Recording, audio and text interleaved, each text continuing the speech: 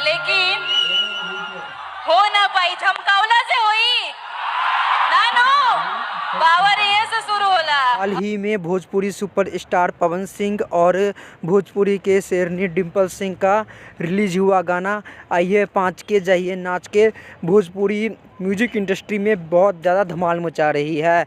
उसके बाद एक शो होता है और जिसमें पवन सिंह और डिम्पल सिंह दोनों साथ में शो करते हैं और इस शो में आपने सुना ही होगा कि डिम्पल सिंह क्या कह रही है पवन सिंह के बारे में कि आप भोजपुरी के बिल्कुल शेर हो और आपको कोई हिला नहीं सकता है।